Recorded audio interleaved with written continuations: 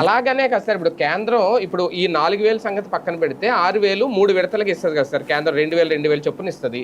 Already ఒక విడత అయిపోయింది, ఇచ్చేసింది. ఇప్పుడు రెండో విడత ఇచ్చే సమయంలో వీళ్ళు అనుకున్నట్టు పోనీ 3 విడతలుగా 20,000 ఇద్దామని అనుకున్నా, పోనీ ఆ 2,000 కాకపోతే ముందు వీళ్ళు ఇద్దాం అనుకుని 7,000 వేసేయచ్చు కదా. అది కూడా పెండింగ్ పెట్టి దాన్ని ఇచ్చినప్పుడు ఏడు అంటే ఈ లోపల రైతు పరిస్థితి ఏంటి చెప్తోంది. అదే బాధ్యత మర్చిపోయింది అంటున్న ప్రభుత్వం. బాధ్యతని అంటే మేము వెయ్యాలనుకున్నప్పుడు వేస్తాం అనుకుంటుందా, లేదా వాళ్ళు డబ్బులు ఇచ్చిన రోజున చూసుకునేద్దాం అనుకుంటుందా అనేది అర్థం కావట్లేదు ఇక్కడ దీంట్లో. అయితే ఇక్కడ ఇంకో ధైర్యం కూడా ఉండొచ్చు.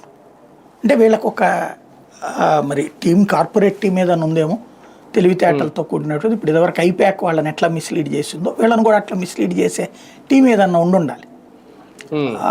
ఇప్పుడు ఇన్ టైం ఇచ్చినా కూడా జగన్ 5 ఏళ్లలో అన్ని ఇన్ టైమే ఇచ్చాడు కదా, అయినా ఓడగొట్టారు కదా.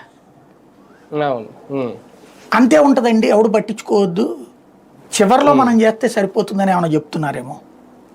అంటే రైతుల విషయంలో జగన్ కన్నా మాకే ఎక్కువ తెలుసు అని చెప్పుకున్నారు. కానీ రైతులకు ఇచ్చే దాంట్లో ఆయన 4 ఏళ్ళని ఇస్తారని చెప్పి 5 ఏళ్ళు ఇచ్చారు. పైగా సార్ ఇక్కడ కీలకమైన పాయింట్, నేను వాళ్ళ అర్జీల్లో రాసిన దాన్ని బట్టి చూస్తే ఈయన వచ్చిన తర్వాత ఆ రైతు భరోసా కేంద్రాలు ఏ పెట్టేటప్పుడు జగన్మోహన్ రెడ్డి గారు వచ్చినప్పుడు ఇప్పుడు ఉన్నాయి, కానీ కొన్ని చోట్ల సరిగ్గా పనిచేయట్లేదట, కొన్ని చోట్ల అసలు పనే చేయట్లేదట.